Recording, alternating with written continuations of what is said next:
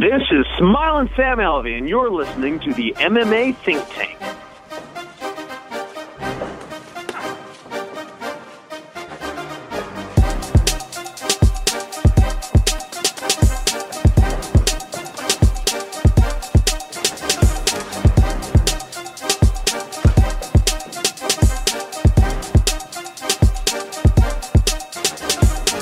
You're listening to MMA Think Tank with Jay and Mike.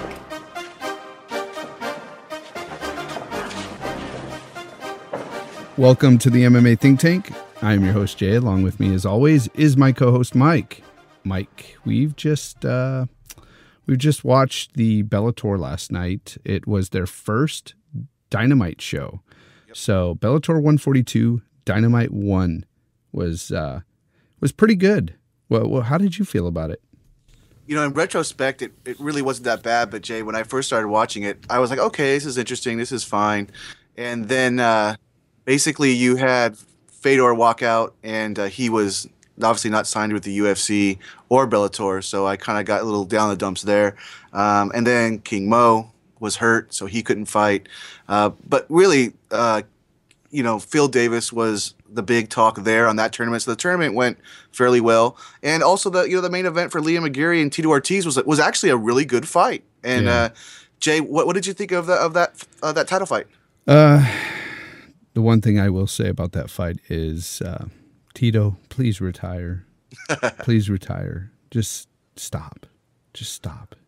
Well, I will say that he did really well until he got caught with that triangle. What's the inverted triangle, actually, which was pretty impressive by McGeary. He did take McGeary down. He was handling him there. And I thought to myself, okay, we're going to have maybe a pretty good fight here. Or I should say, a long, pretty good fight. But McGeary threw up that inverted triangle. And, Jay, Ortiz tapped really quickly to that. I mean, it wasn't more than 2 seconds, Jay. Yeah. And that's part of my problem with him is that he did have him there and he was handling him. But that's just it. He was just handling him. He wasn't really doing anything. He was just on top of him. And to be honest, I mean, I was just waiting for McCreary to do something, to get him in something like that. It's like I saw it coming. Like I as I was watching this, I knew he was going to get him in something. After the armbar attempt, I thought for sure it was going to happen, but I wasn't sure it was going to happen there because I've seen Tito Ortiz just lay on guys and just throw crazy elbows and punches. And of course, that really hasn't happened in so long. I mean, if you take away the Ryan Bader win, which was, really to me was a fluke. It was, everybody can get knocked out once in a while. He hadn't won a fight since 2006, and that's really almost 10 years ago. But, hey, he came in there, he did his thing, gave props to McGeary, and I'm a big McGeary fan. And, Jay, even though this time Tito Ortiz didn't complain about injuries like we thought he would, because he always does, he gave McGeary his props, but what he also did was basically take the spotlight off of McGeary and just talked about himself. And then I was, to myself, I was like, okay, is he retiring now? Because if he's retiring, that's great. I'd really like to see him retire, but that's up to him. But no, he took the shade off of McGeary, and it was all about him. And then McGeary said a little bit, and that was it. And so not Phil Davis, but Tito Ortiz is still hogging the mic, Jay. I have a question though. Why was Tito even fighting for the belt? Is what I really want to know. Well, he does have those 2 wins in Bellator. Bellator's light heavyweight division they've got some names, but they're not super. They're not all super talented. But we're talking about we're talking about Alexander Shlemenko and Stephan Bonner, a really old Stephan Bonner that looked really old when he came to Bellator. And he was off the sauce, you could totally tell. Yeah, just like Frank Mir. And Shlemenko is a middleweight who could fight at welterweight. So he did have, when you're in a small organization like Bellator, you get 2 wins and you've got a name. They gave him the shot. I'm sure it was in his contract. He's not going to retire, he says, yet. He's going to lick his wounds, figure out what he's going to do next. Jay, I'd like to see Tito versus King Mo. Would you want to see that fight, or do you not care at all? No, I don't. I think King Mo knocks him out. If we're calling fights for sure. Yeah, I'm with you on that. I really do think that, because the thing is Tito hasn't even fought like a guy like Emmanuel Newton, in Bellator, and then all of a sudden he's fighting for the belt, and I'm like, what? I mean, I mean, if you do the math, it seemed like that would be the perfect fight. You know, he should fight Emmanuel Newton next. And then if he beats Emmanuel, then maybe go up there and fight for the belt. Because if I'm not wrong, I think Emmanuel Newton just lost to McGreary. Yeah, he was the previous champ. He was the last, yeah. Yeah, and McGreary took the belt from him. Exactly. So, I don't know, man. Like, for me, Tito just does not excite me. He never really has, to be honest. I'm talking for me.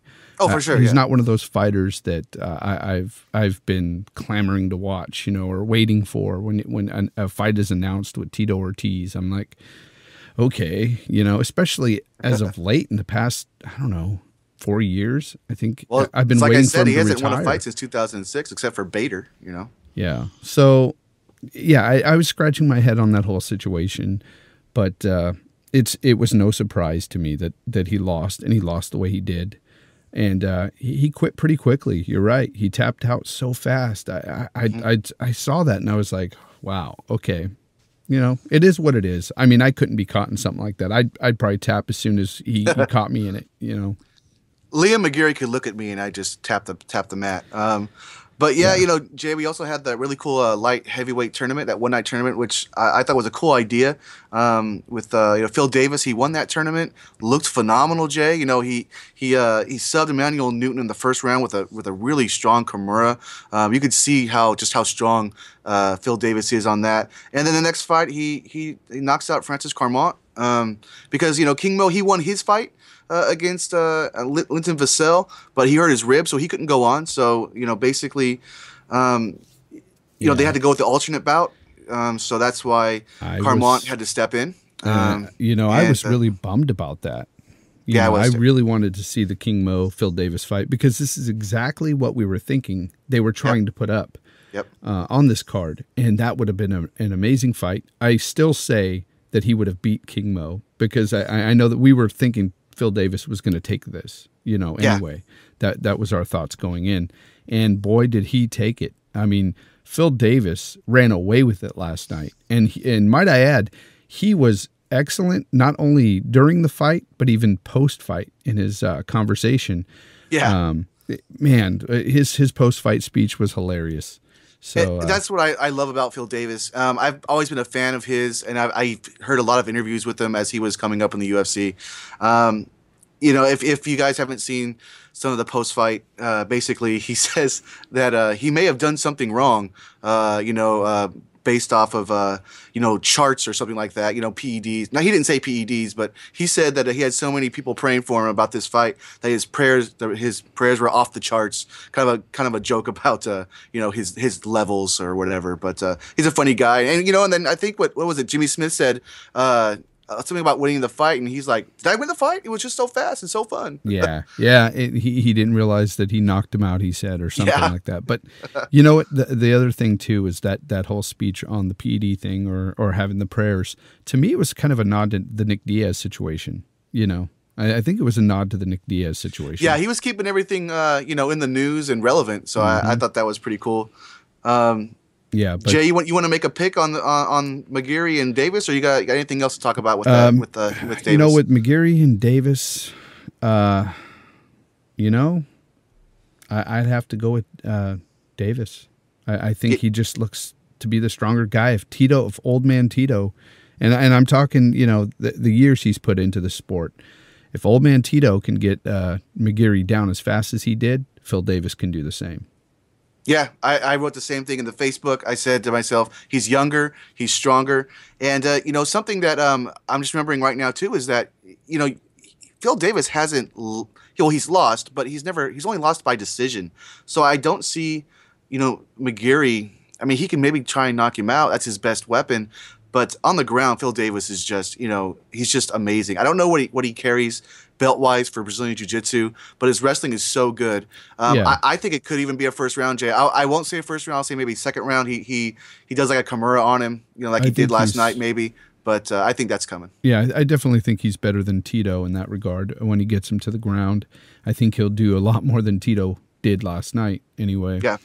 And if McGeary's sleeping on Phil, he better not. I mean, Phil Davis is looking hungry, And as I said before in the last podcast, he's going to take that belt. He's going to come into Bellator and take that belt. So he'll be the new champ.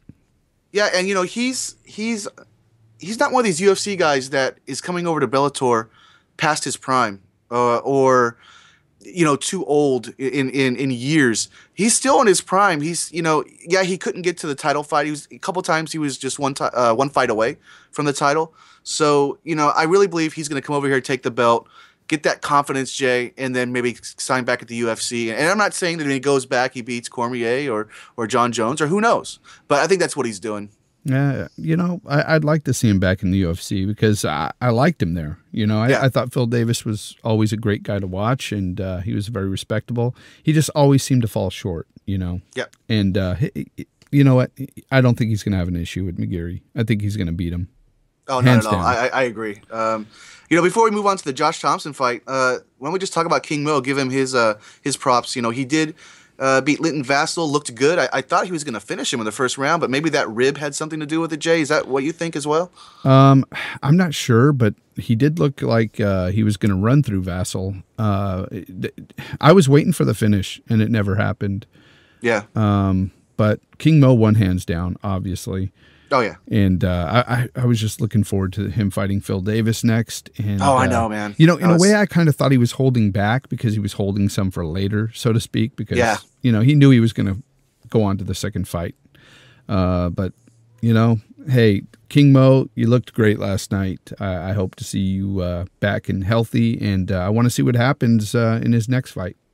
Yeah, we talk about, and we're probably going to talk about also, you know, Hendricks versus Woodley, both great wrestlers. I mean, this would have been two great wrestlers in the cage last night. You know, big names, wrestlers. Who would have been better? So, yeah, I agree with you there. You know, Josh Thompson, he had his kind of a homecoming fight there in San Jose, first fight in Bellator. I'm a big Thompson fan, Jay. You know, he subs Mike Bronzoulis with a head and arm choke in the third round. You know, the first two rounds, it just looked like he was a step ahead of Bronzoulis. And what did you think? Well, to me, Thompson needed this win. I mean, he's coming off a three in a row loss against Benson Henderson, Bobby Green, and Tony Ferguson. And, you know, no real slouches there, but, you know, Thompson, he's one of those guys that brings it. I love watching his fights. I was surprised to see him cut and over at Bellator now. But I don't think he's going to have an issue here at Bellator. I think he's going to have a great run, because he's just one of those fighters that can do it all. He's fast on his feet. He's decent on the ground. I've seen him in wars, and I can't wait to see what he has to do here at Bellator. Yeah, you know, it's interesting. You know, basically it looks like he wasn't cut by the UFC, but they didn't want to sign him back for the money he wanted. So he decided to go to Bellator with Scott Coker again, where he had the best years of his career. And I respect that move. He's getting older. And Jay, like you said, man, he's just a phenomenal athlete. Was a great guy. You know, inside and outside the cage, I've met him a couple times. I'm looking forward to see him. But you know, he's got some guys to work through. He's got Marcin Held. He's got, you know, I almost said Don Rickles, but it's David Rickles. He could beat Don Rickles, I'm sure, no problem. Well, but and then also, of course, the champ in Will Brooks. So. Yeah, well, the thing about the Bronzoulis, the guy he fought last night, I wasn't so excited about that fight because I never really heard of this guy. You know, he's coming over from Legacy Fighting, and I don't watch too many fights from Legacy Fighting. Sometimes I may see something come up on TV. They may show an old fight from this promotion, but it's not something that I really follow, so I had no idea who he was. So, I mean, I'm not that impressed with the win, but... You know, hey, Josh, you know, I was picking him to win anyway, but it's one of those fights that I wasn't really excited for. I was excited to see Josh, but I didn't know who this guy was, you know? Yeah, you know, Jay, I know you're a cord cutter. He was on the Tough Style show that Bellator did a year or two ago. They only had one season of it. It was Fight Masters or something like that. And how did he do there? And he was supposed to fight Joe Riggs, and it never came to fruition. Joe Riggs got hurt, and they just canned the belt. Oh, okay. The bout, I should say. Yeah, okay. So, yeah, I never heard of the guy. So when I saw this guy come up, I was like, who is this? And, you know, no offense to the guy. It's just that I didn't know who Mike Bronzoulis was. So. Right. Well, who do you think Josh Thompson should fight next, man? I mean, I'd like to see him maybe against Marcin Held or I know David Rickles is already fighting Michael Chandler, I believe. But do you want to give him one of the top guys, or do you want to go? Do you think he should go ahead and fight another Mike Bronzoulis? No, honestly, I want to see him fight somebody top 5. The guy's fought in the best promotions there was. He's fought in UFC. He's fought in Strikeforce. Why not give him a top 5 guy in Bellator? Yeah, his career is getting close to being at the end. I like the Marcin Held fight because Marcin Held's such a great grappler, such a great submission artist, and he won't have to worry about getting knocked out. And that's a good name in Bellator, in my opinion. I'm a big fan of Marcin Held as well. Their lightweight division, Jay, is just so good. I'm not saying it's the same as the UFC, of course, but if you put the top 3 or 4 guys in Bellator against the bottom 5 of the top 10 in UFC, I think we'd have some good scraps. Oh, definitely. I agree with that 100%. Chandler, you've got Brooks, you've got great guys there that, do some awesome things. So, maybe that sounds like a good fight for him. But I say Thompson runs through quite a few of these guys. I don't think he beats Brooks or Chandler personally. Right. He possibly Chandler, maybe. But I don't know. Yeah, Chandler's stock has fallen a little bit with a couple of losses in a row, but I agree with you. Jay, basically the big thing of the Bellator 142 Dynamite 1 was the presentation of the show. They wanted to make it look like Pride and everything. And I thought in the beginning it looked really good because basically they did the exact same thing they do at Pride. They would do at Pride, which is they had Lenny Hart announcing the fighters, and what was really cool is they actually showed her doing it for the first about 5 seconds, so you got to see her actually like announcing them. And she would announce the people. They'd come out, and then one person would go to one side, one person would go to the other side, and it was just really cool. Pride fans out there, if you know what I'm talking about, it was very similar. The pomp and circumstance was great. The only problem I would have though was the legacy kickboxing, and is that I'm not a kickboxing fan. The idea, Jay, to put the two combat sports together, I understand that idea, but I think they should have just put that away and had more time for the entrances, more time for the pomp and circumstance. I totally sorry, agree. Jay, go ahead. Yeah, no, I totally agree with that. The kickboxing was not needed, especially when, most MMA fans just aren't fans of other, combat sports. Right. Well, I shouldn't say it that way. I know I'm not, and I know a lot of my friends aren't, fans of kickboxing or boxing. That's why we're here with mixed martial arts, because it's the closest to real fighting, to combat fighting. And, to see some boxing fight or kickboxing fight, it quite frankly bores me. You know, I don't need to see it. I constantly, I'm watching the Paul Daly fight and I'm like, look, he's open, take him down. I'm thinking that in my head, he's open, take him down. It's right there for the taking. And it's just boring. Yeah, I couldn't watch the show live because I was at the I was working for a little bit, of course. So I came home and watched it on DVR.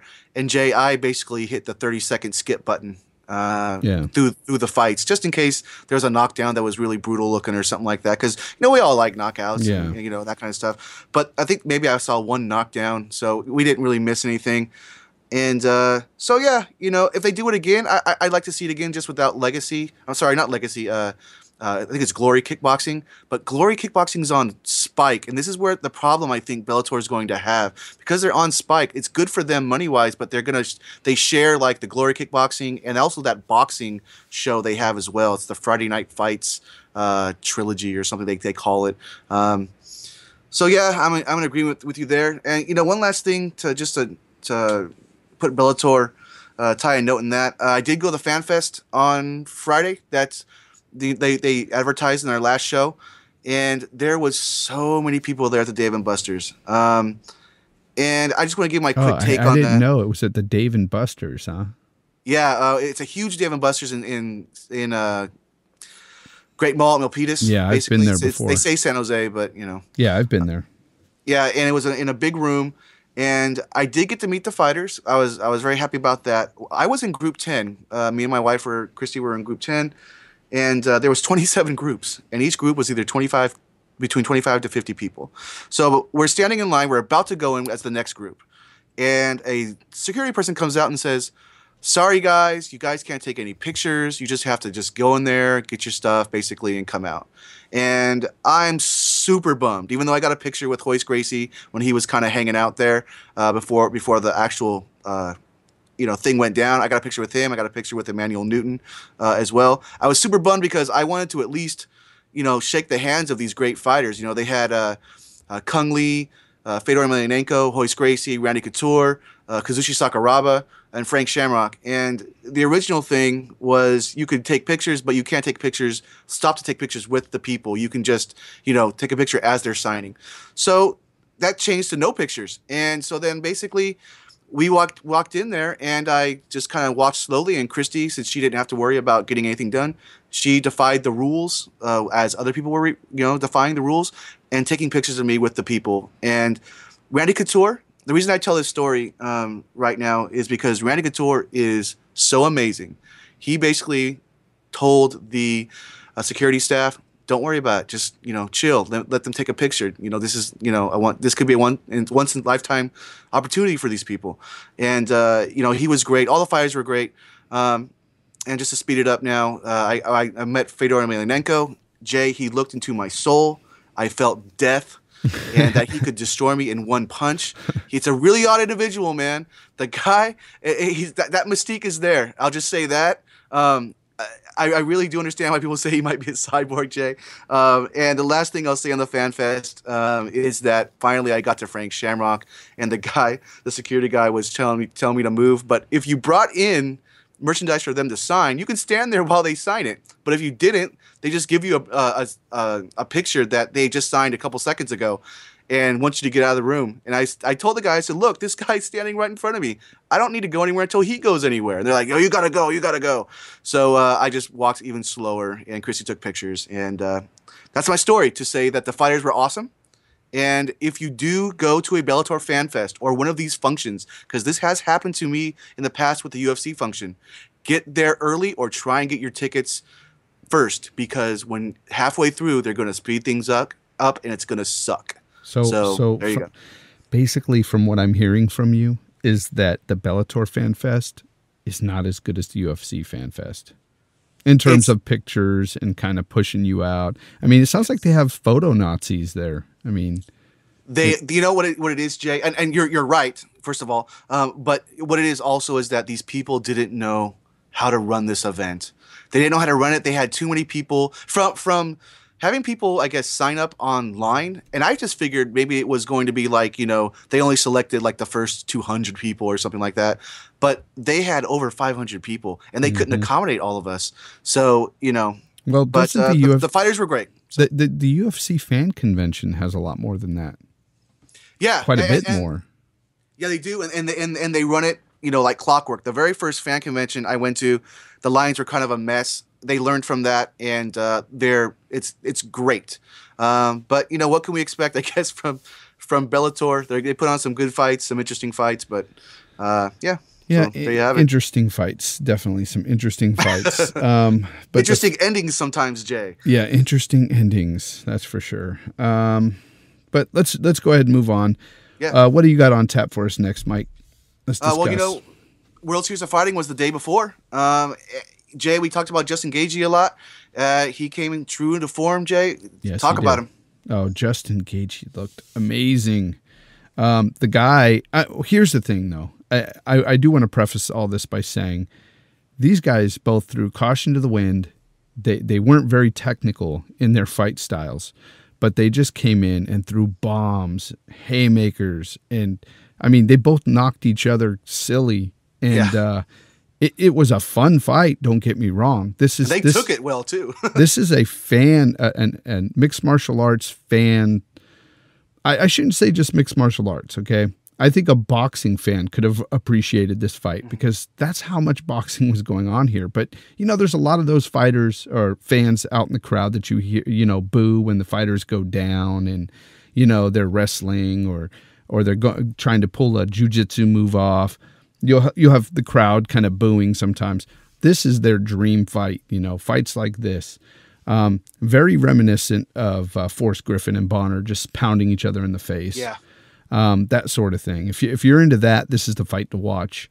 I like it sometimes, but I also like the technical, fights. And that's what I, gravitate to more in if I'm picking, say, fight of the year or whatever. It has to be a fight that shows that the technical aspect of mixed martial arts. I want to see a full, like a combination of mixed martial arts. I want to see that mixed. I want to see these mixed martial arts. But this was a great fight. Don't get me wrong. It was a great fight to watch. Justin Gaethje, the reason why I say he looked amazing is because he took some hard shots, came back with some hard shots of his own, and just, won that fight, took that fight. And it was awesome to watch. Yeah, Gaethje was wobbled in that first round. Palomino put it on him hard, couldn't finish him. Gaethje, well, even though Palomino was knocked out in the second round, they both took some really hard punches, just kept coming forward. I agree with you part of the way, Jay. To me, the first half of the fight was all, like you said.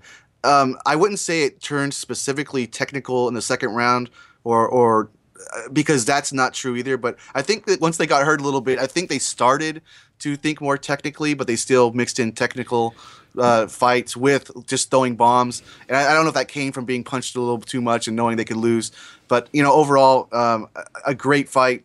Justin Gaethje knocks Palomino out, a TKO, 1 round earlier than he did in their last fight. And, they have a tournament coming up, just kind of like how Bellator had for Liam McGeary and Ortiz. So I don't know who Gaethje's going to fight next, but whoever it is, I think he's going to beat him. Yeah, I do too. Gaethje's just that good. He's got a chin, man.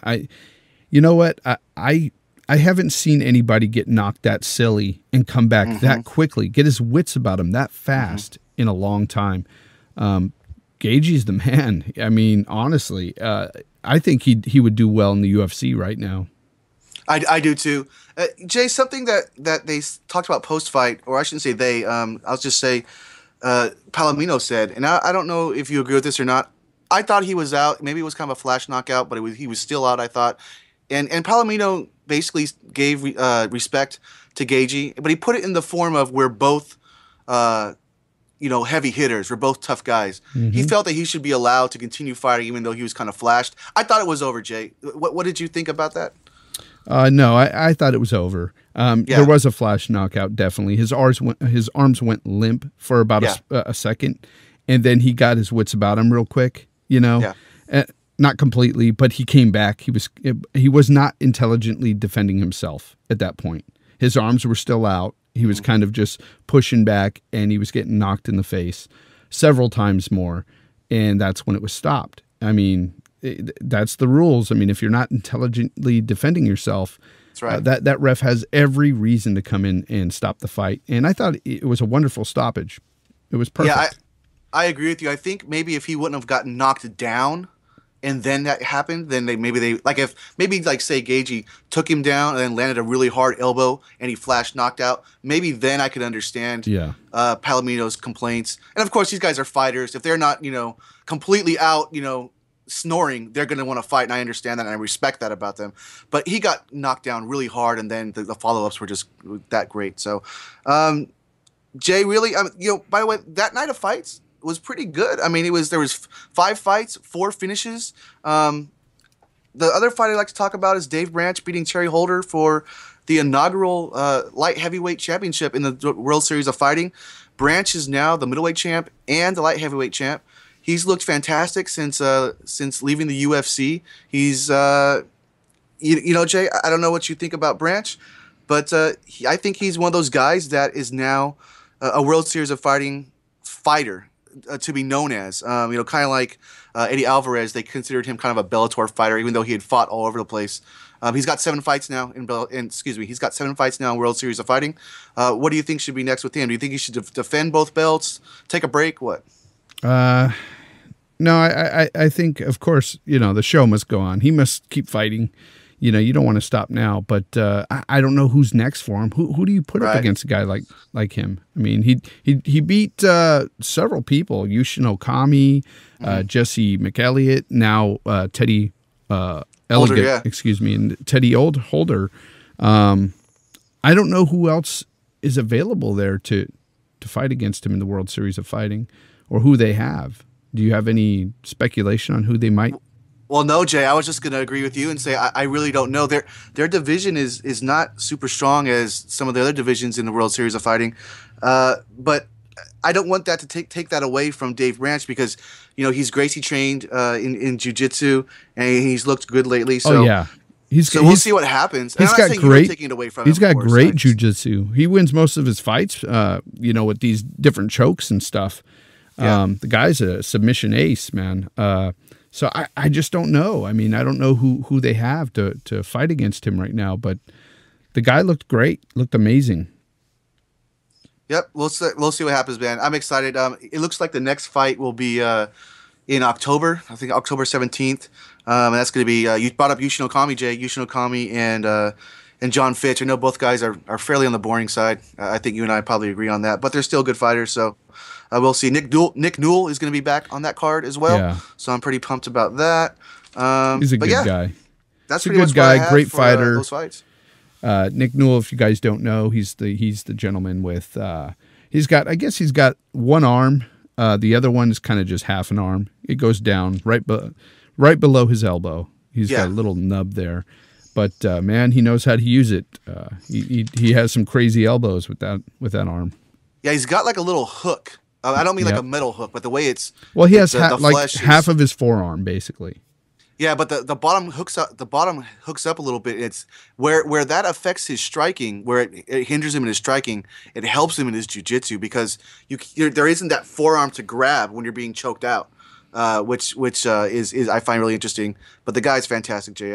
I certainly agree with you. Yeah, I love watching him fight as well. So that'll be interesting to see that. Anything else in World Series of Fighting, or do we have? What do we have? I don't think there's really anything else. I might be missing another fight that's on that upcoming.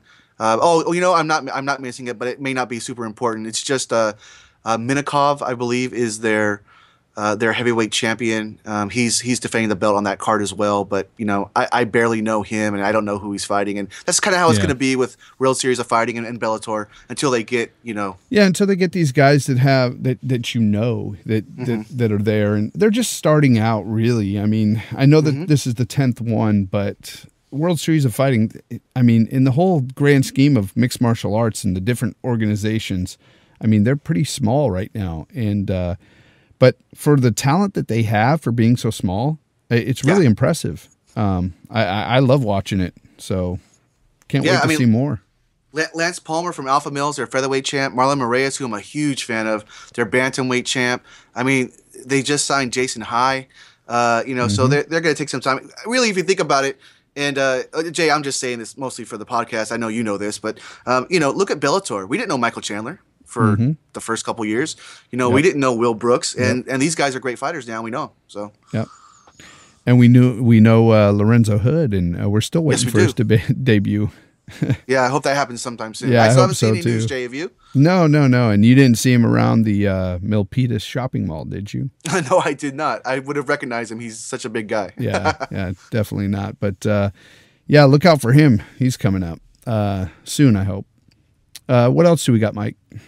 I don't know how many people are watching the new Tough 22 Team McGregor versus Team Faber. To be honest with you, a lot of the sites don't cover it, and I understand why. And I don't think sites have to cover it, but I'm watching it. So I'll just say, with the second episode was the first fight after the fights to get into the house, and Ryan the Wizard Hall. I should just say Ryan Hall, but then. Uriah Faber nicknamed him the Wizard because the guy is such a wizard on the ground. He defeated his opponent by like a heel hook, which we rarely see. And usually if you get beat by a heel hook, it means you're not very good, unless you're Usman Parharis. And this Ryan Hall guy may be like that. That good of a ground guy. The guy's 4-1 coming into the show. 2 subs, two KOs in those 4 wins, so he finishes all his fights. His loss was a decision loss, so I'm excited about that guy.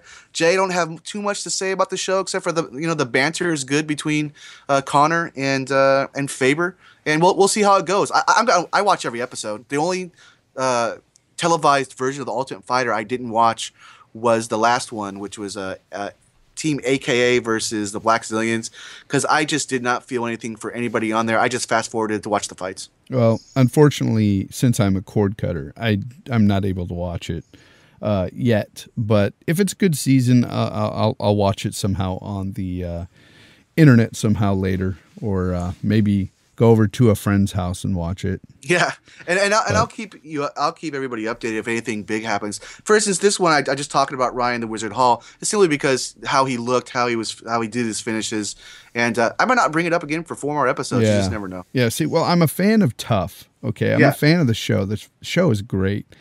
I'm not a fan of paying for cable. Right. Yes. But here's the thing, though. McGregor, just to miss the banter between McGregor and Faber is something that I'm already missing. I wish I could see that, because McGregor, you know, as much as you love him or hate him, the guy talks the talk and walks the walk, like he says. And I like to hear what he has to say. And Faber is a great coach. He's coached it before, and I like watching him. The guy is really into helping young fighters, and it was very apparent when I've seen him on The Ultimate Fighter before, and I'm sure he's doing the same thing again. He mentors a bunch of young guys at Team Alpha Male. He's a very good guy personally. You know, he's a great guy.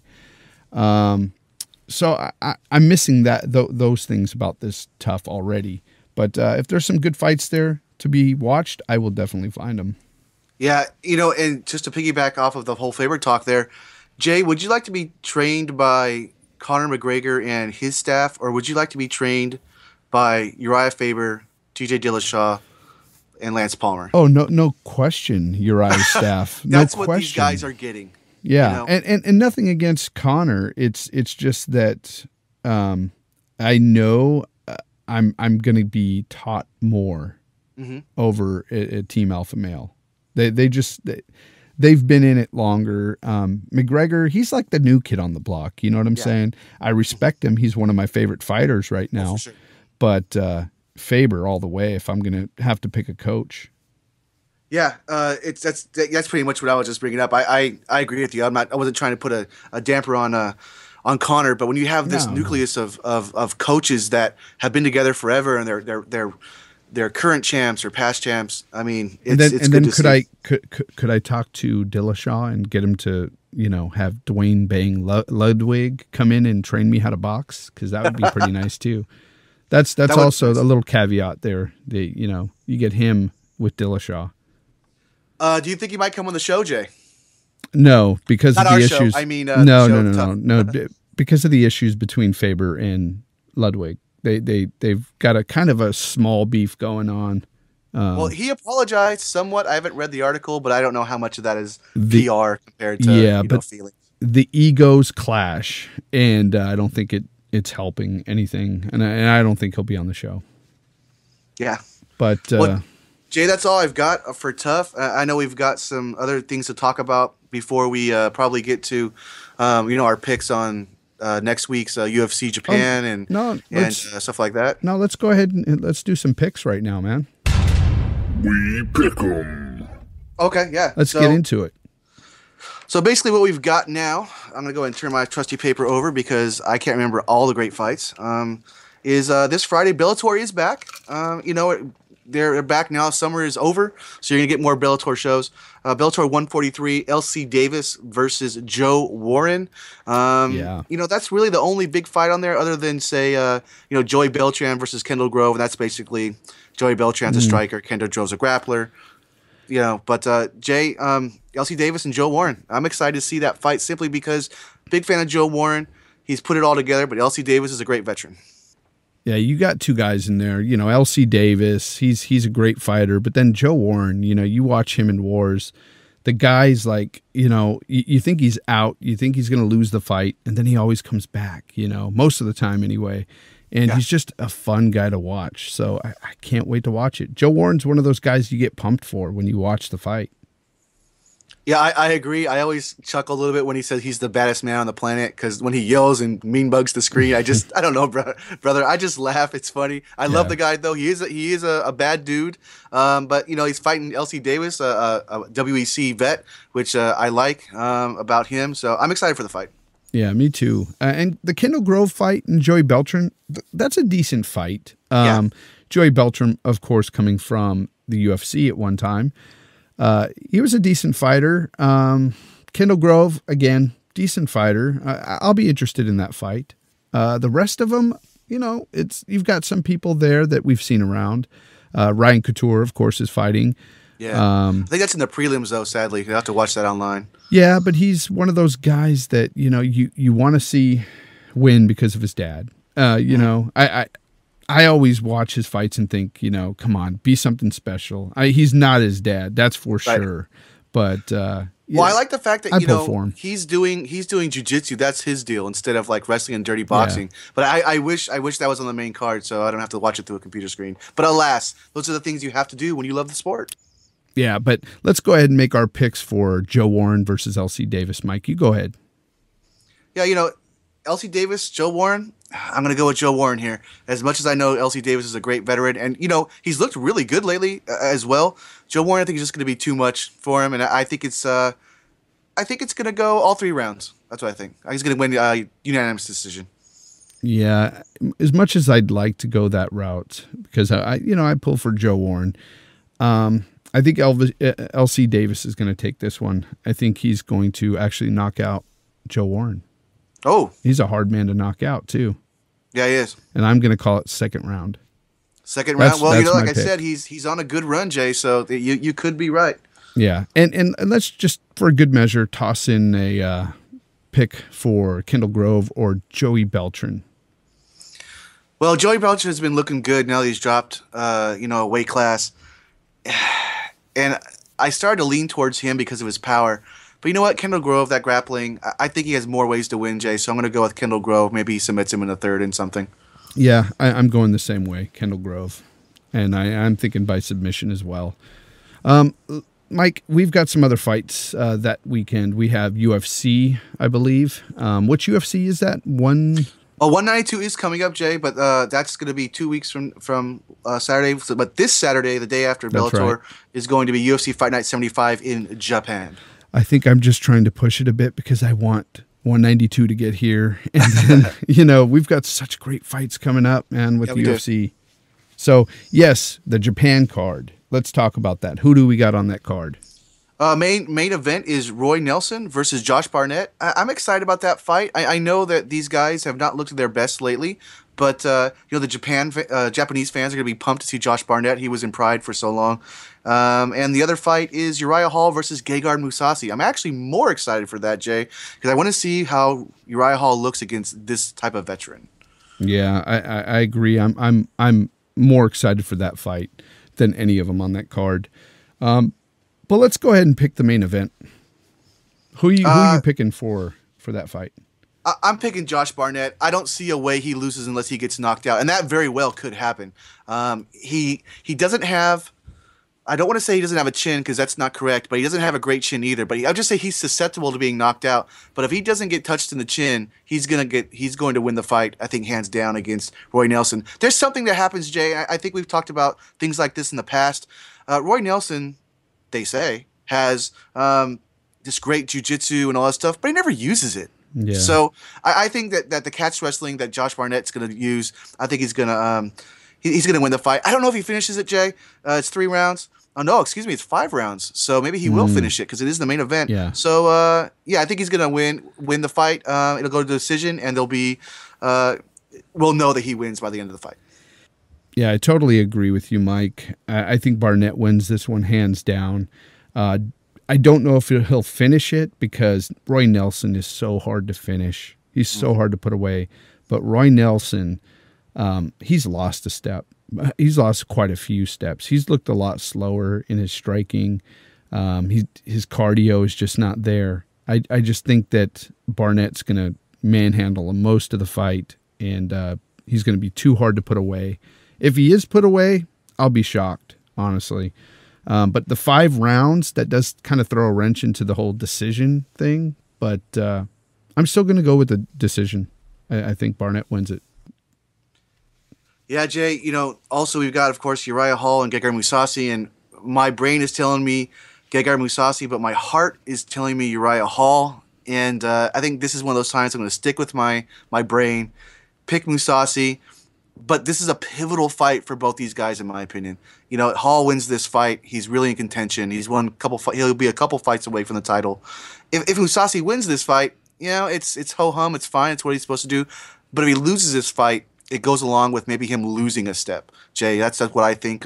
What do you think? You know, I want to say that this is a very pivotal fight for both, but even more so for Uriah Hall. I think Uriah Hall knows that. Uriah Hall is coming in with a different mindset. I think mentally, looking at his last couple fights, I think the guy is mentally there this time. Well, now I should say. And I really think that Uriah Hall is going to knock out Mousasi. I think he's going to take him out. And he's going to put himself where he belongs, as far as I'm concerned. I think Uriah Hall, we've said this before, if he gets it mentally and he's in there and he's prepared mentally, I think that he could be one of the best fighters in the UFC right now. Yep. I think that he's going to show that on this card, and he's going to become one of those best. And it's going to come down to this, and he's going to knock out Mousasi. Well, Jay, I see Mousasi probably going to a decision, but being, at the end of the fight, we'll know that he won for sure. Do you think Uriah Hall? I know you said Uriah Hall was going to knock Mousasi out. Do you think it's going to be kind of out of a nowhere knockout? Not out of nowhere, Jay, but what I mean by that is they're doing well, then the punch comes and he gets knocked out, or do you think we're going to see it coming? He's going to be stumbling and then be finished. Oh, I think we're going to see it coming. I think he's going to get him wobbly and knock him out. Could come from a kick. He's got those lightning fast legs. Yeah. He can kick him and take him out that way. Could be a punch. Who knows? But it's going to happen. And I'm guessing probably end of second round, maybe beginning of third. I don't think it happens in the first. Mousasi is a great fighter. I'm not taking anything away from him. But I'm just picking Hall here. And I'm picking him, to win easily by knockout. I'm picking him. So, well, I'm not a betting man, so I hope I'm wrong because I want Hall to win as well. Jay, the Saturday after that, we've got UFC 192. That Saturday is going to be October 3rd. And guys, we're planning on doing our podcast right after UFC 192, our next podcast. Yep. Let me run down some of the fights, Jay, and then we'll, of course, get into that. UFC 192 is Daniel Cormier versus Alexander Gustafsson. Looks like a good fight. Johnny Hendricks versus Tyron Woodley. Ryan Bader versus Rashad Evans. Jessica Ai versus Juliana Pena. Those are the main ones I would say are really good on the main card. And then there's a prelim, a great prelim with Joseph Benavidez taking on Ali Bagatinov. Jay, what do you want to start with first? You want to go main event or go up or? Let's go ahead and start with Joseph Benavidez versus Bagatinov. I think that's a great place to start. I'm a fan of Joseph Benavidez. I think he's one of those guys that always seems to fall short too. He's a great fighter. I see him doing great things at 125. He just, it's the Demetrius Johnson factor. You can't beat that guy. Nobody in that division can beat that guy. Right. And that's the only thing that's stopping him from holding a belt, as far as I'm concerned. If Demetrius Johnson was ever to move up, though, I think Joseph Benavidez takes that belt. I agree as well. I think I still want to see him and Dodson fight to really see who the number 2 guy is. But I agree with you. I'm a big fan of Joseph Benavidez too. Yeah. We're both obviously big fans of Team Alpha Male. And he's fighting Ali Bagatinov. Jay, you brought up Mighty Mouse. Bagatinov's last fight was against Mighty Mouse. He lost, of course. Joseph Benavidez has fought Mighty Mouse twice and lost. I think this is one of those fights that is. I don't want to say it's not a showcase fight, Jay, but I think this is a fight that I think Benavidez should win in hopes that that we do get that TJ Dillashaw Mighty Mouse fight maybe in the next year. Well, of course, and that's why I'm saying that I was leading up to my pick. Of course, I'm picking Benavidez. If I'm saying here that he would hold the belt if Demetrius Johnson was no longer in this division, I'm picking Benavidez here. Yeah. I think he's beaten Bagatinov. So yeah, he wins probably decision. I'll say decision win. Although he does have power in his hands, he could knock him out. But it's harder for these small guys to knock each other out.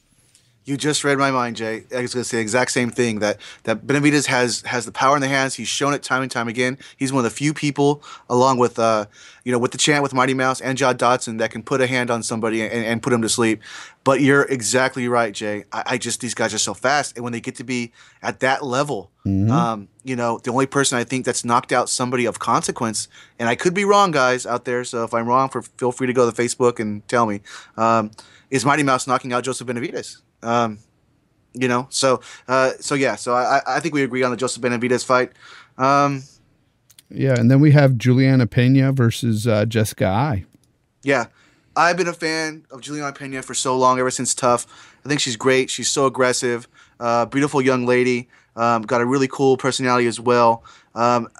She puts it all together with strikes. She's not afraid to get on the ground, and she's got it everywhere. But she's still that, I don't want to quite say diamond in the rough, Jay, but we're going to see how well she does against a good veteran in Jessica Ai, who just fought Miesha Tate. Yeah,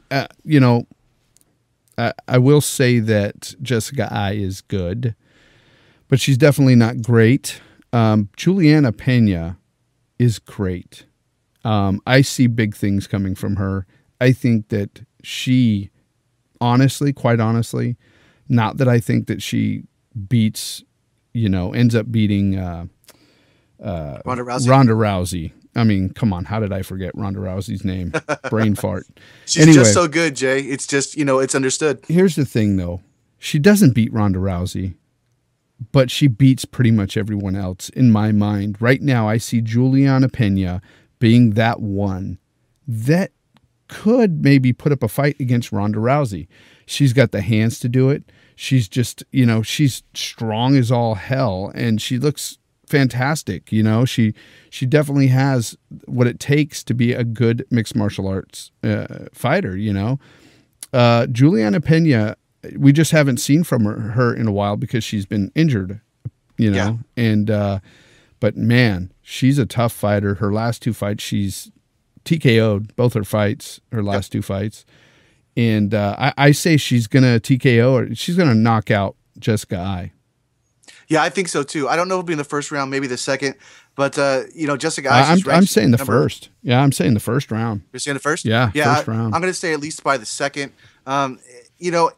Jessica Ai, she's ranked number 5 right now. So, she is finally a ranked person for Juliana Pena. So we're going to see now if the Pena... Jay, I don't want to say Pena hyped, because Pena was hyped because of the show, but now she's actually getting it done, like you said. Mm-hmm. So I'm really happy about that, because I thought she was going to do big things after the show, and she got that injury, and now she's doing big things. Jay, I'm going to go second round knockout, maybe just to be contrary, because I don't know, both of us picking the first round. It just seems too good to be true. So I'll go round 2. And where does she go from there, Jay? I know usually we don't do that when we pick fights, but I think we both are saying Pena. Yeah, so. Yeah, and you give Pena next. She has to fight somebody, maybe top 3. She has to. I mean, she looks that good. Give her a. You know what? I'll throw this out there. Katzengano? No, let her fight Nunez. I'd like to see that. That would be a tough fight right there. That'd be a good fight, but then you're going to be taking away a contender in Nunez, who probably should get the next title fight. So I like that fight. It's kind of similar, Jay. It's kind of similar to Frankie Edgar fighting Chad Mendes. I want to see that fight, but then you're going to lose a contender. But I agree with you about the whole fight. I see what you're saying, but see, I even say Pena beats her, and that's why I'd want to see her fight her next, just because I can see her beating Nunez. I think it would be kind of a skyrocket right to the the belt holder. But like I said, she doesn't beat Ronda Rousey, guys. I'm not fooling anybody with that. But nobody does at this point in that division. We've said it to death. I mean, she beats everybody in this division, and I say Ronda Rousey would beat everybody in the 145 division in the Victa at this point. But Juliana Pena is great, man. She's great. Well, we'll see if Jessica Ai can throw a wrinkle into that, because this is her first ranked opponent that she's fighting. Let's go Ryan Bader and Rashad Evans, man. Yeah. I'm excited for this fight. I know, Jay, you and I have disagreed in the past talking about this fights because, we obviously give our quick picks when they're announced originally months before. I'm still picking Rashad Evans. I think he's got the speed still, the power. I know there's going to be some ring rust. That's going to be a problem with my pick. But, Jay, are you still going Ryan Bader? Yeah. No, I'm going Ryan Bader for sure. I think Ryan Bader's younger, stronger. He's gonna beat Rashad pretty easily, too. Really? You think he's going to knock him out or sub him or what? I think that he's going to knock him out. TKO or something, stoppage, something like that. Maybe flash knockout, or maybe Rashad's not defending himself intelligently, but it's going to happen. Ryan Bader's going to win this fight. I'm picking Rashad Evans probably by decision, or it'll be a knockout from a punch. But I'm going to pick him by decision. And I think it's going to be competitive. I think that Ryan Bader is going to have some moments. I don't think it's going to be like, him running through him because Rashad is older. He's going to have the ring rust.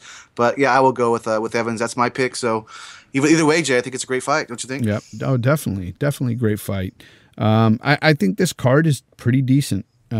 Pretty great fight. Oh, it's fantastic. Well, it gets even more fantastic. It's been pretty decent so far, but it gets fantastic with the next fight, Mike. Johnny Hendricks versus Tyron Woodley. Fantastic. Yep. Right there. I can't wait for that fight. These guys have had so much beef with each other since college, I guess. Or at least they've brought it up. The situation they had in college. One says the other one was biting him or something. Other one was fish hooking. The other one was biting. Yeah. But anyway, they're going to settle the score here. And we're going to see this fight unfold right in front of our eyes. And you know what?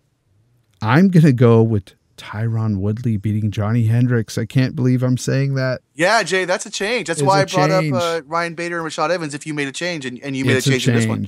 It's a change. I've thought about this, and I think Tyron Woodley is going to be really hungry for this fight. I think that he's got the tools to do it. I mean, we've seen Tyron totally break down in front of somebody like Rory McDonald. But I think that something mental blocked him on that fight. Because it didn't look like the same Tyron Woodley we've seen in the cage.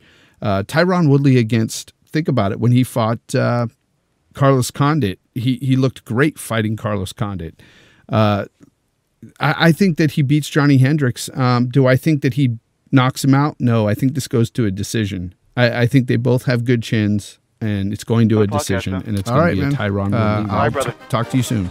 Yeah, Jay, that certainly could happen. This is that close to a fight. I'm going to stick with Hendricks, though. I think both of the guys tend to gas when they're in really tough fights. I'm still going to go with Hendricks because he's got the power and I think the better wrestling. So I'm just going to go with that, and I think that he's going to win by decision. Maybe he knocks him out. I doubt it.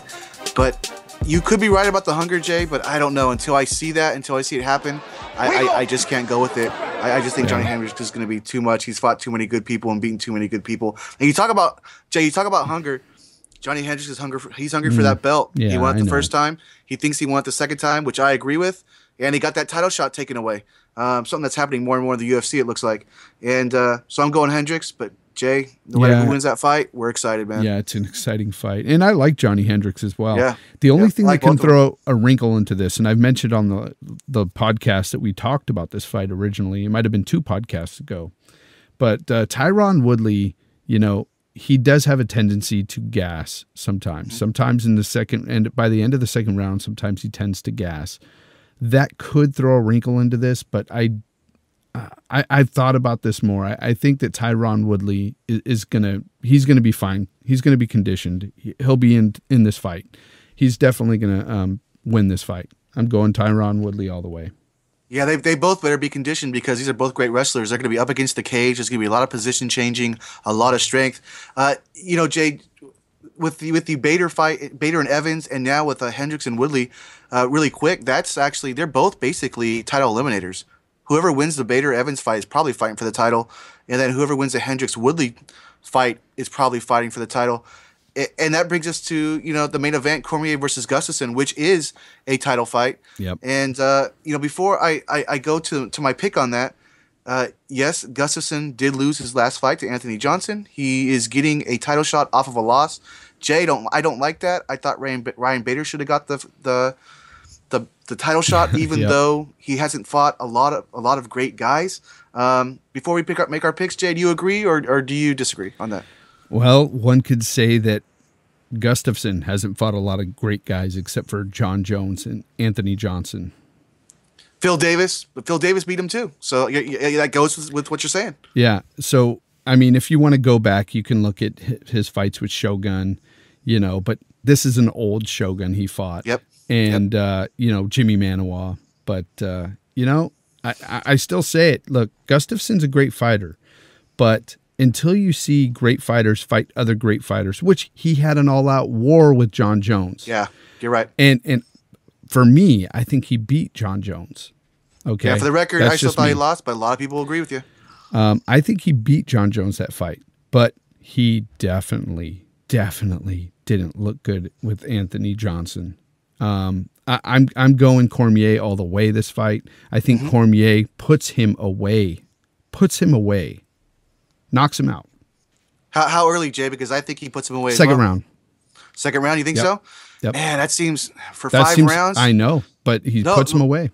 No, you could be right. I'm just double checking. Based off the length of Gustafsson, being able to the footwork. I think he might get out of the second round, Jay, because of his footwork. But you know what, DC, when he got that gets wrestling. inside, you just never know what's going to happen. And we've seen what DC can do to big guys. DC picked up Barnett, tossed him around. I don't see why he can't do that to Gustafsson. Well, so I'm going to go ahead and go Cormier, but I'm going to go maybe in the third. Okay, the reason why I'm going second round, I mean, it could be the third as well. I mean, that's not a big jump. No. But the reason why I'm going early is because he's got to do it early. Cormier's got to do it early. I'm not saying that he doesn't have the conditioning, but let's face it. When he fought John Jones, he looked terrible after the third round. He was just all outgassed. So I'm saying Cormier's going to finish this off in the second. I think that he's going to use his bullishness. He's going to bully him, Gustafsson. He's going to get him up against the cage, try and keep him there. Dirty box. He's going to get him down to the ground, do some ground and pound, do some damage.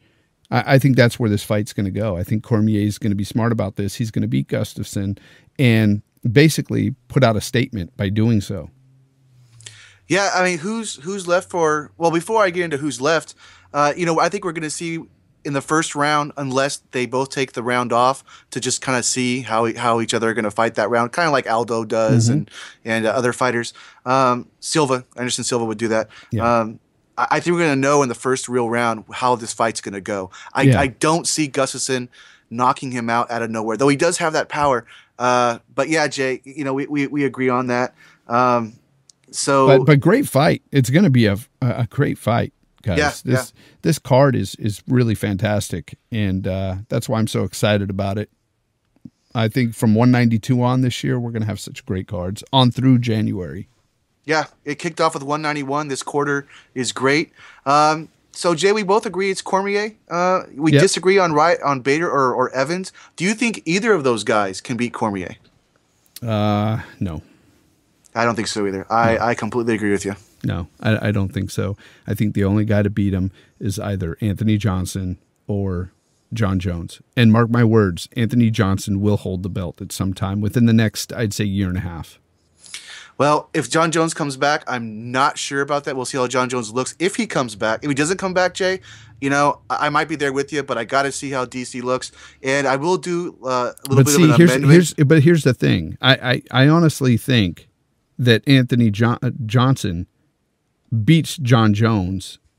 It just beats him. I just think that he has the power in his hands to finally do it to a guy like John Jones, based on the way John Jones fights with people.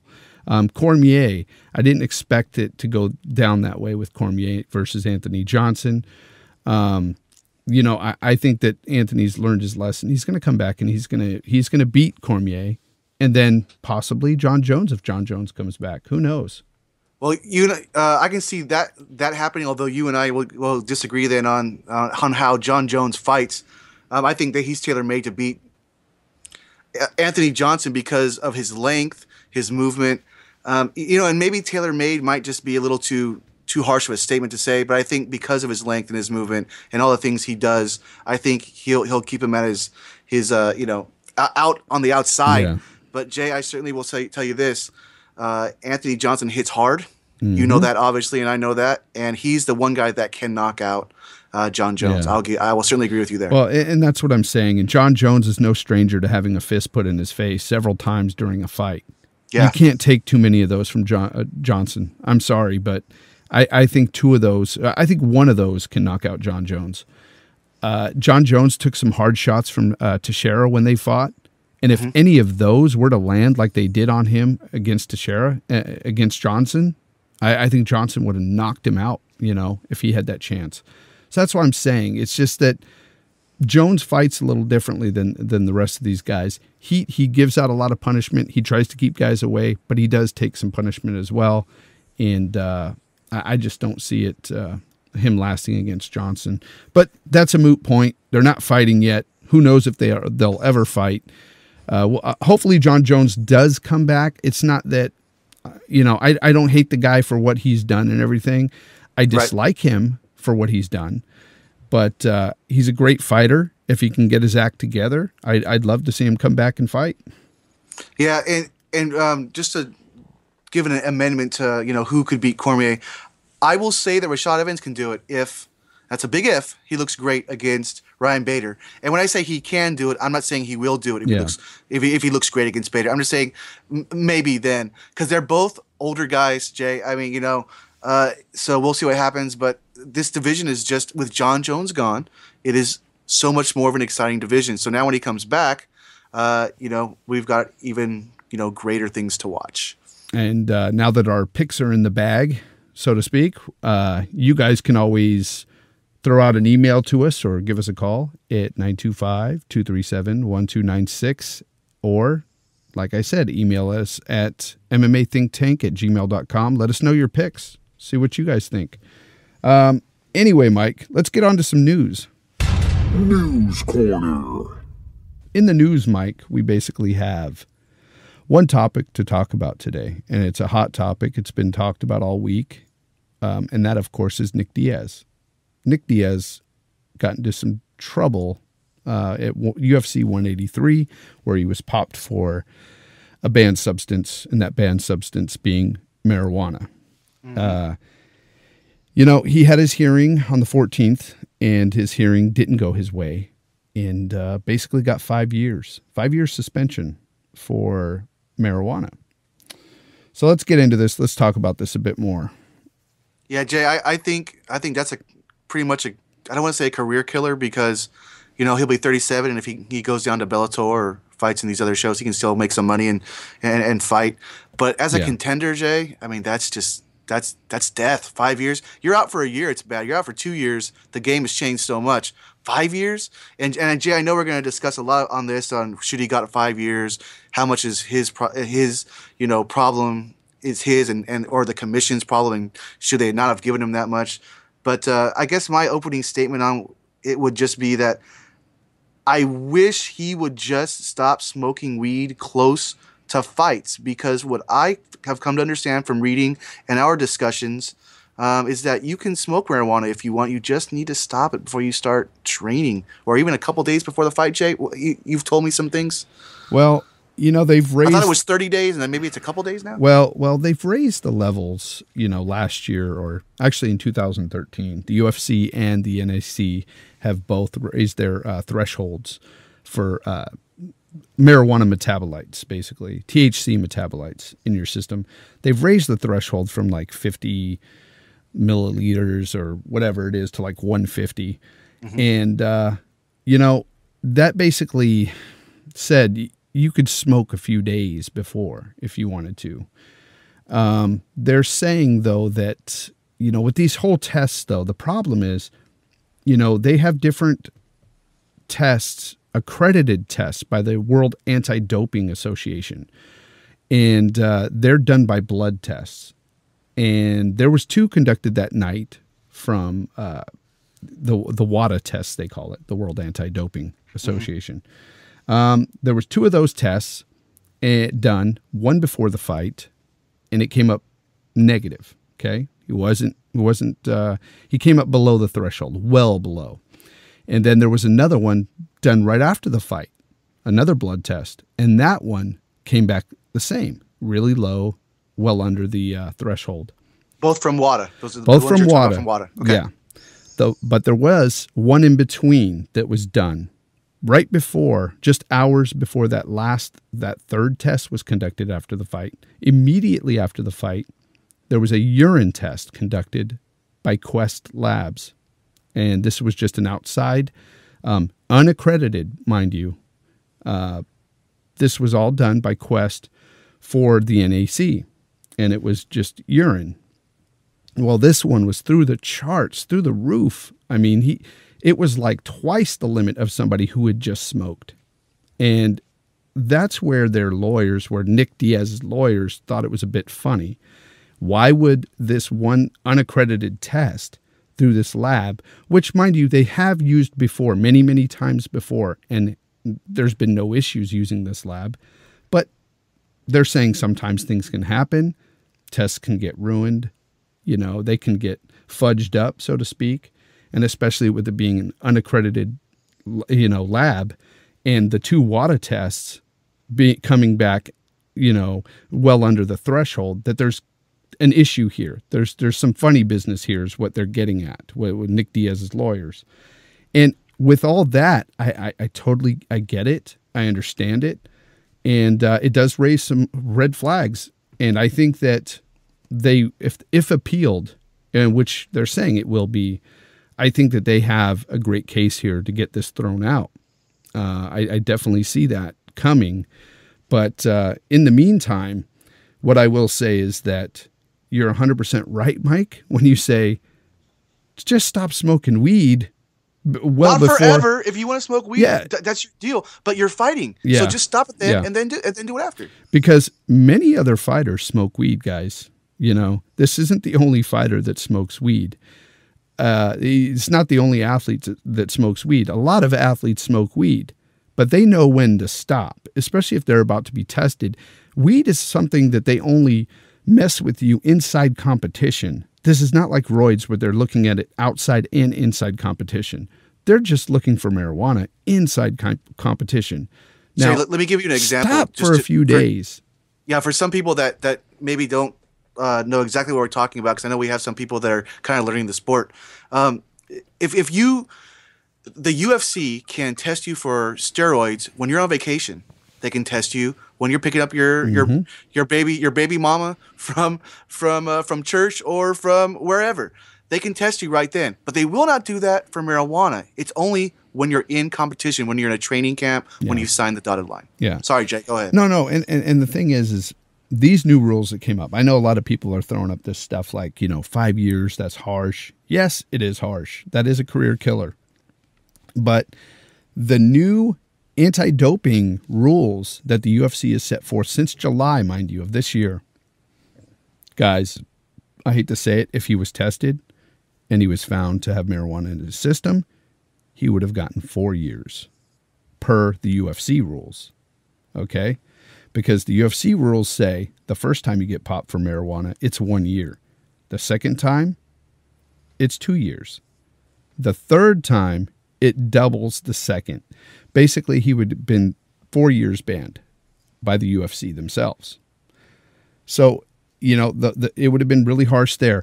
Now, if you're making the argument that marijuana shouldn't be even included with the rest of the PEDs and stuff, I 120% agree with everybody's statement there.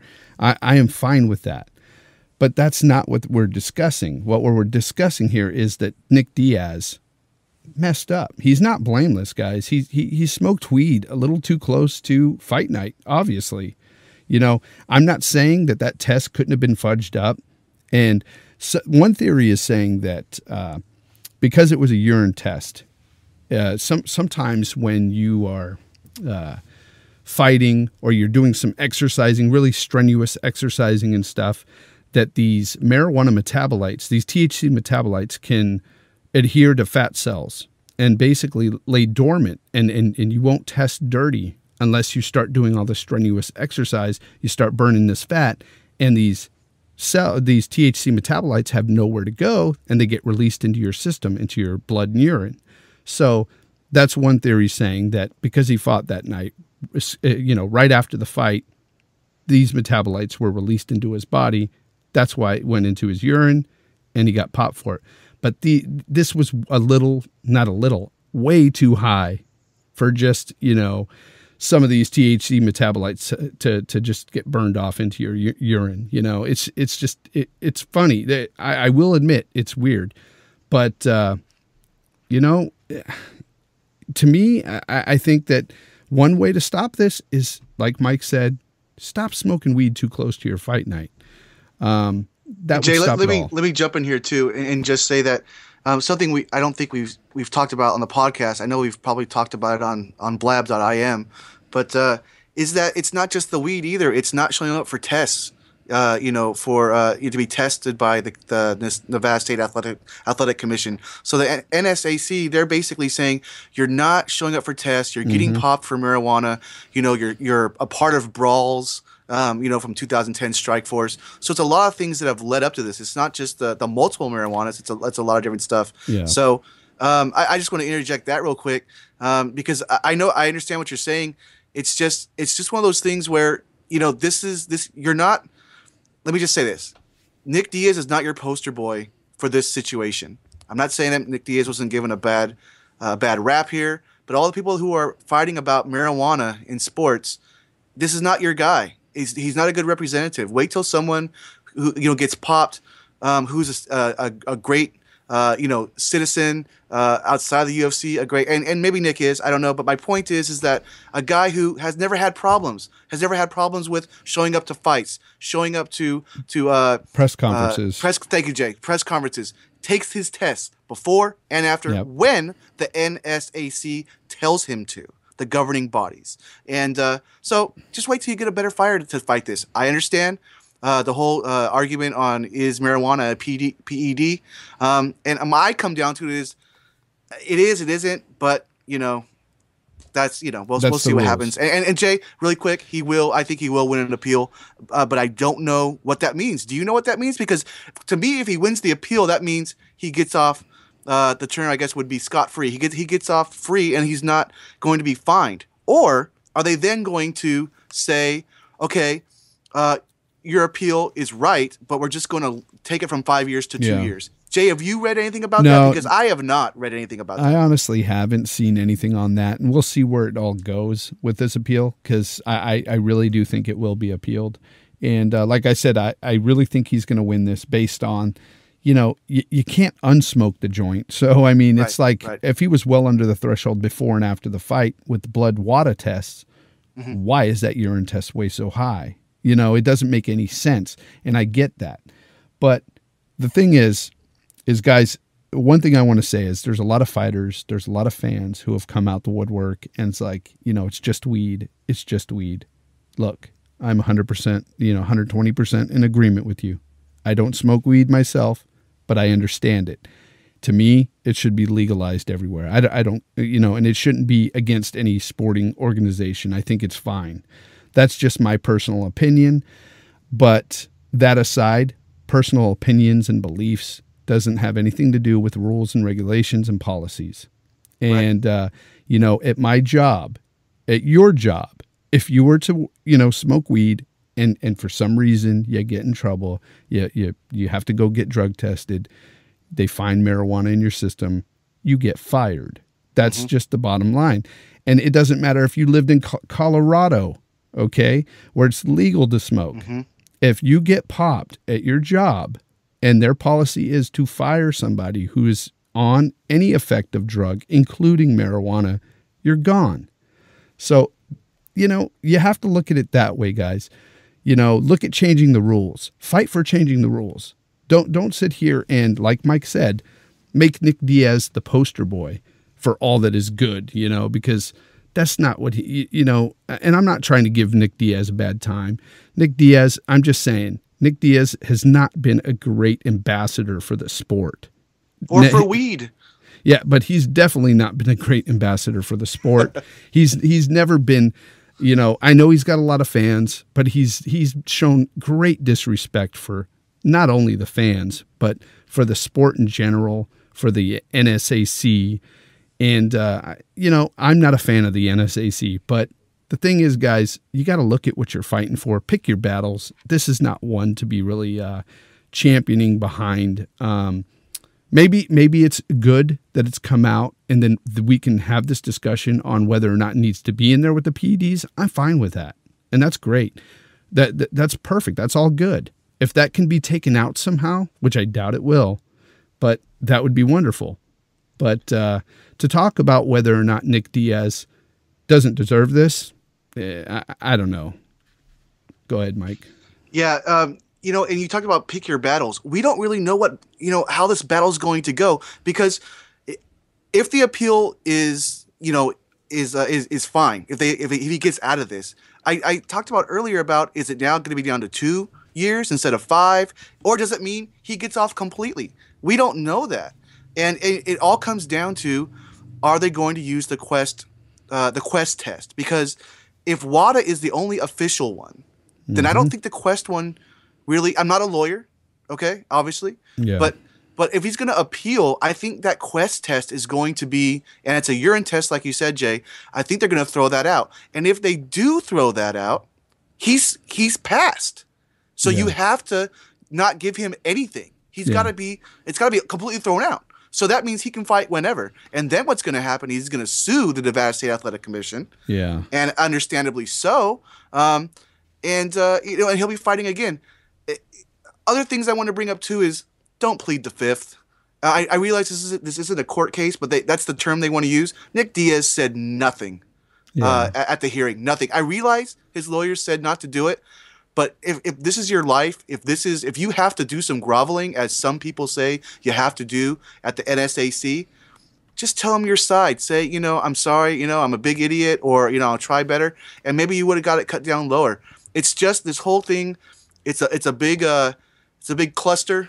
I'll leave the last word out, Jay. Yeah, it's a big cluster, and there's so much going on that we don't know is legal or what's illegal. And we'll find out hopefully in the next month or two what goes down. And hopefully, Jay, this is something that from this point on, the rules will be not revised but fixed, because we shouldn't have to go through that. This test is fine, even though it's not the accredited test. That sounds ridiculous to me. Yeah. No, I agree. And you know what about the pleading the fifth thing?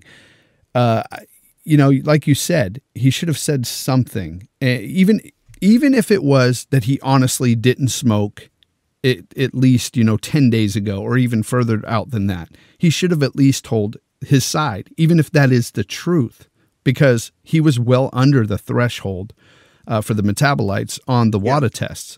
So, but say something for yourself. To me, it was almost like I watched part of that hearing. I looked at it as, yes, they were looking to get him in trouble from the start, because he's been in trouble twice before that with them. But at the same time, that's your shot to try to get your sentence lowered, or punishment lowered, or not get punished at all.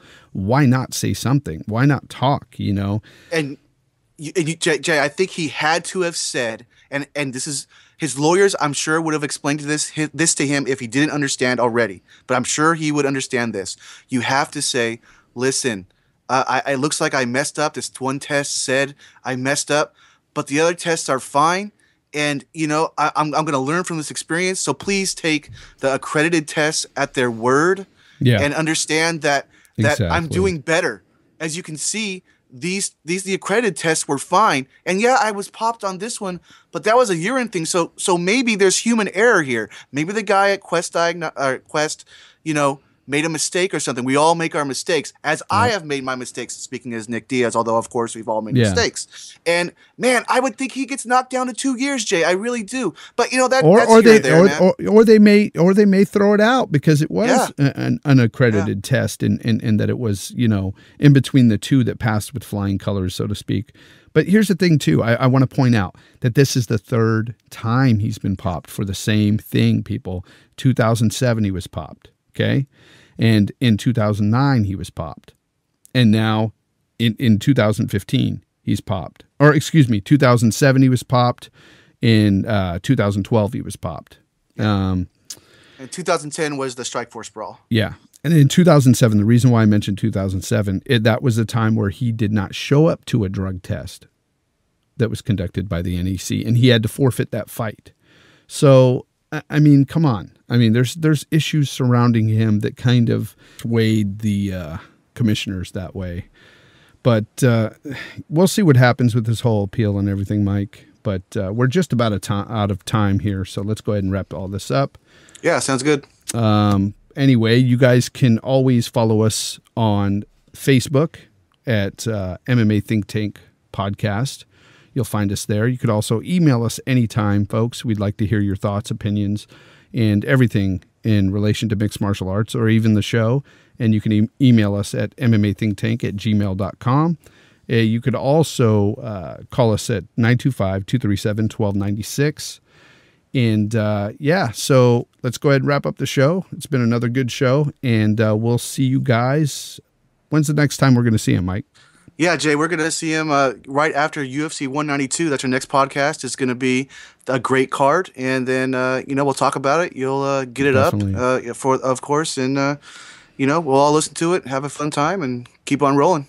All right, so we will talk to you on, I guess that's 2 weeks from now. Yeah, we're trying to keep it 2 weeks. So also, just keep it going. Go to the Facebook page, look at all that stuff. Email us, please. We'd like to hear what you guys think. Because you know what? If you like it, we're happy. If you don't like it, maybe we can change it. Yeah, exactly. So thanks for listening, guys. Yeah, guys. Have a good one. Thanks again.